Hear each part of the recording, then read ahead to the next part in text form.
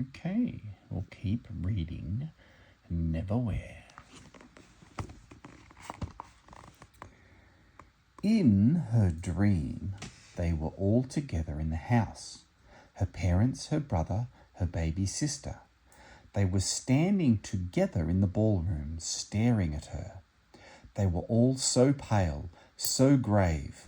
Portia, her mother, touched her cheek and told her that she was in danger. In her dream, Dor laughed and said she knew. Her mother shook her head. No, now she was in danger. Now. Dor opened her eyes. The door was opening, quietly.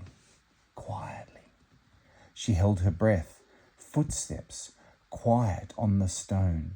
Perhaps he won't notice me, she thought. Perhaps he'll go away. And then she thought desperately, I'm hungry. The footsteps hesitated. She was well hidden, she knew, under a pile of newspapers and rags, and it was possible that the intruder meant her no harm. Can't he hear my heartbeat? She thought. And then the footsteps came closer, and she knew what she had to do, and it scared her. A hand pulled the covers off her, and she looked up into a blank, utterly hairless face, which creased into a vicious smile. She rolled, then, and twisted, and the knife blade aimed at her chest caught her in the upper arm. Until that moment, she had never thought she could do it, never thought she would be brave enough, or scared enough, or desperate enough to dare. But she reached up one hand to his chest, and she opened. He gasped and tumbled onto her. It was wet and warm and slippery, and she slithered and staggered out from under the man, and she stumbled out of the room. She caught her breath into the tunnel outside, narrow and low as she fell against the wall, breathing in gasps and sobs. That had taken the last of her strength. Now she was spent. Her shoulder was beginning to throb. The knife, she thought, but she was safe. My, oh my, said a voice from the darkness on her right. She survived Mr. Ross. Well, I never, Mr. Vandermeer. The voice oozed. It sounded like grey slime. Well, I never either, Mr. Croup, said a flat voice on her left. A light was kindled and flickered. Still, said Mr. Croup, his eyes gleaming in the dark beneath the earth, she won't survive us.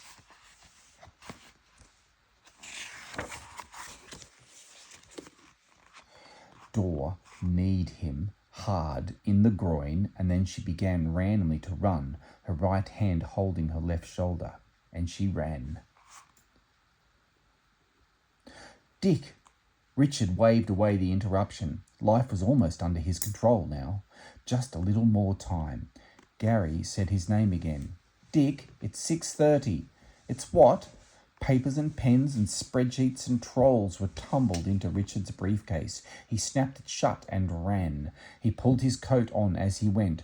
Gary was following. Are we going to have a drink then? Drink? We were meant to be getting together this evening to talk about the Mersham account, remember?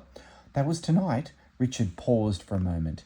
If ever, he decided, they made disorganisation an Olympic event, he could be disorganised for Britain. Gary, he said, I'm sorry, I blew it. I have to see Jessica tonight. We're taking her boss out to dinner. Mr. Stockton, of Stockton's, the Stockton, Richard nodded. They hurried down the stairs. I'm sure you'll have fun, said Gary, insincerely. And how is the creature from the Black Lagoon?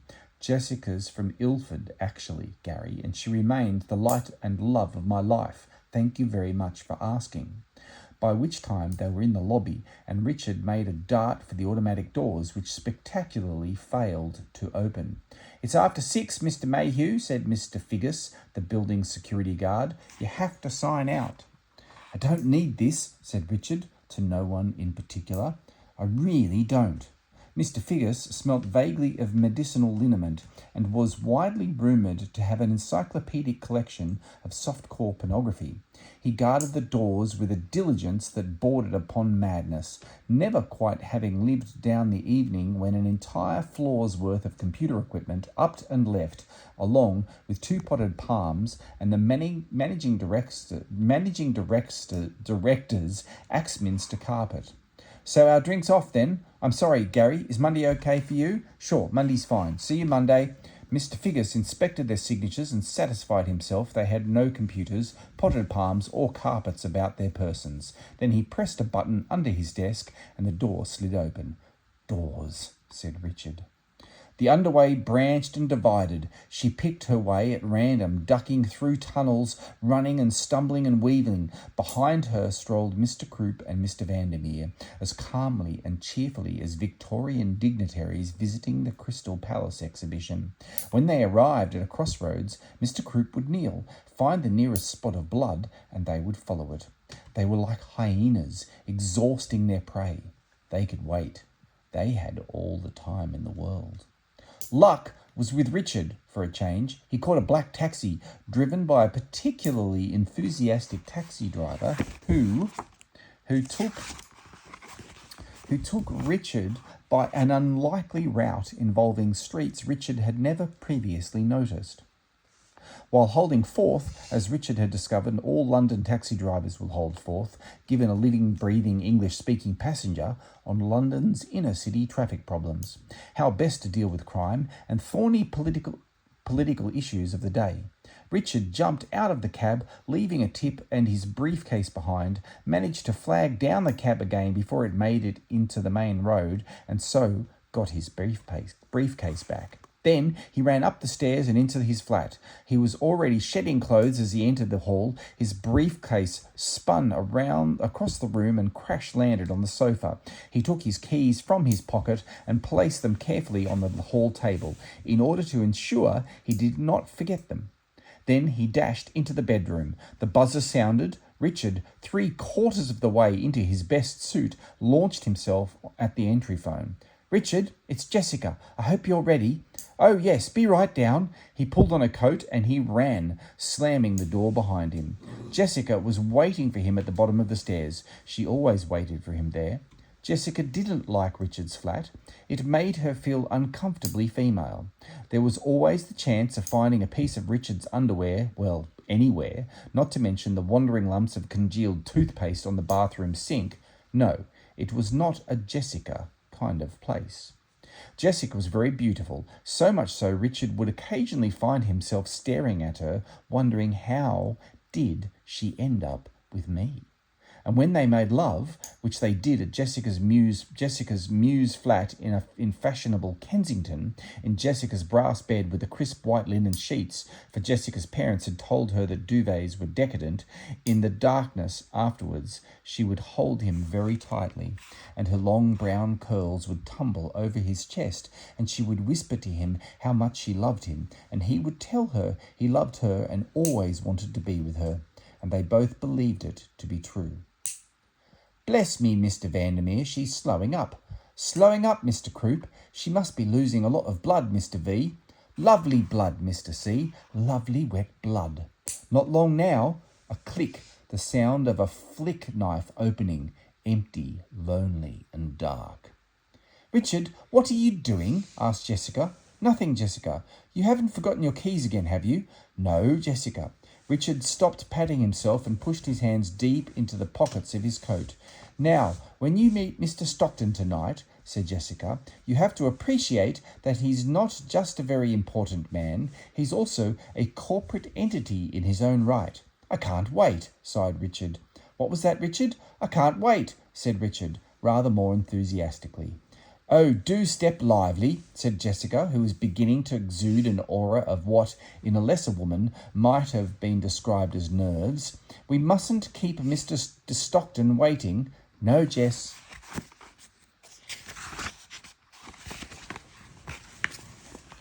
"Don't call me that, Richard. I loathe pet names. They are so demeaning." "Spare any change?" The man sat in a doorway. His beard was yellow and grey, and his eyes were sunken and dark. A hand-lettered sign hung from a piece of frayed string around his neck and rested on his chest, telling anyone with the eyes to read it that he was homeless and hungry. It didn't take a sign to tell you that.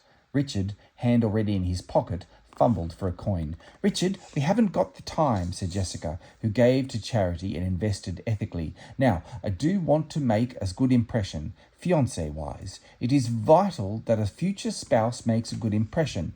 And then her face creased, and she hugged him for a moment and said, "Oh, Richard, I do love you. You do know that, don't you?" And Richard nodded, and he did.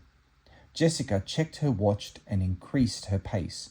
Richard discreetly flicked a pound coin back through the air towards the man in the doorway, who caught it in one grimy hand. "There wasn't any problem with the reservations, was there?" asked Jessica, and Richard, who was not much good at lying when faced with a direct question, said, She had chosen wrongly. The corridor ended in a blank wall. Normally, that would hardly have given her pause, but she was so tired, so hungry, in so much pain. She leaned against the wall, feeling the brick roughness against her face. She was gulping breath, hiccuping and sobbing. Her arm was cold and her left hand was numb. She could go no further, and the world was beginning to feel very distant. She wanted to stop, to lie down and to sleep for 100 years. "Oh, bless my little black soul, Mr. Vandermeer. Do you see what I see?" The voice was soft, close. They must have been nearer to her than she had imagined. "I spy with my little eye something that's going to be—" "Dead in a minute, Mr. Croup," said the flat voice from above her. "Our principal will be delighted." And the girl pulled whatever she could find deep inside her soul, from all the pain and the hurt and the fear. She was spent, burnt out and utterly exhausted. She had nowhere to go, no powers left, no time. "If it's the last door I open," she prayed silently to the temple, to the arch, somewhere, anywhere safe. And then she thought wildly, somebody. And as she began to pass out, she tried to open a door. As the darkness took her, she heard Mr. Croup's voice, as if from a long way away. It said, "Bugger and blast." Jessica and Richard walked down the street towards the restaurant. She had her arm through his and was walking as fast as her heels permitted. She hurried to keep up. Streetlights and the fronts of closed stores illuminated their path. They passed a stretch of tall, looming buildings, abandoned and lonely, bounded by a high brick wall. "You are honestly telling me you had to promise them an extra £50 for our table tonight? You are an idiot, Richard." Jessica, dark eyes flashing and not even slightly amused. "They had lost my reservation, and they said all the tables were booked." Their steps echoed off the high walls. "They'll probably have us sitting by the kitchen," sighed Jessica. "Or the door." "Did you tell them it was for Mr. Stockton?" "Yes," replied Richard. Jessica sighed again. She continued to drag him along as a door opened in the wall a little way ahead of them, and someone stepped out and stood swaying for one long terrible moment, and then collapsed to the concrete. Richard shivered and stopped in his tracks. Jessica tugged him into motion. "Now, when you're talking to Mr. Stockton, you must make sure you don't interrupt him or disagree with him. He doesn't like to be disagreed with. When he makes a joke, laugh. If you're in any doubt as to whether or not he's made a joke, look at me. I'll tap my forefinger." They had reached the person on the pavement. Jessica stepped over the crumpled form. Richard hesitated. "Jessica, you're right. He might think I'm bored," she mused. "I know," she said brightly. "If he makes a joke, I'll rub my earlobe." "Jessica," he could not believe she was simply ignoring the figure at their feet. "What?" She was not pleased to be jerked out of reverie. "Look," he pointed to the pavement. The person was face down and enveloped in bulky clothes. Jessica took his arm and tugged him towards her. "Oh, I see. If you pay them any attention, Richard, they'll walk all over you. They all have homes, really. Once she's slept it off, I'm sure she'll be fine." "She?" Richard looked down. It was a girl. Jessica continued. "Now, I've told Mr. Stockton that we—" Richard was down on one knee. "Richard, what are you doing?" "She isn't drunk," said Richard. "She's hurt." He looked at his fingertips. "She's bleeding." Jessica looked down at him, nervous and puzzled. "We're going to be late," she pointed out. "She's hurt." Jessica looked back at the girl on the pavement. Priorities. Richard had no priorities. "Richard, we're going to be late. Someone else will be along. Someone else will help her." The girl's face was crusted with dirt, and her clothes were wet with blood. "She's hurt," he said simply. There was an expression on his face that Jessica hadn't seen before. "Richard," she warned, and then she relented a little and offered a compromise. "Dial 9199, dial 999 for an ambulance, then quickly now." Suddenly, the girl's eyes opened, white and wide, in a face that was little more than a smudge of dust and blood. "Not a hospital, please. They'll find me. Take me somewhere safe, please." Her voice was weak. "You're bleeding," said Richard. He looked to see where she had come from, but the wall was blank and brick and unbroken. He looked back to her still form and asked, "Why not a hospital?" "Help me," the girl whispered, and her eyes closed. Again, he asked her, "Why don't you want to go to the hospital?" This time, there was no answer at all. "When you call the ambulance," said Jessica, "don't give your name. You might have to make a statement or something, and then we'd be late. And I'm not having this evening ruined by—" "Richard, what are you doing?" Richard had picked the girl up, cradling her in his arms. She was surprisingly light. "I'm taking her back to my place, Jess. I can't just leave her. Tell Mr. Stockton I'm really sorry, but it was an emergency. I'm sure he'll understand."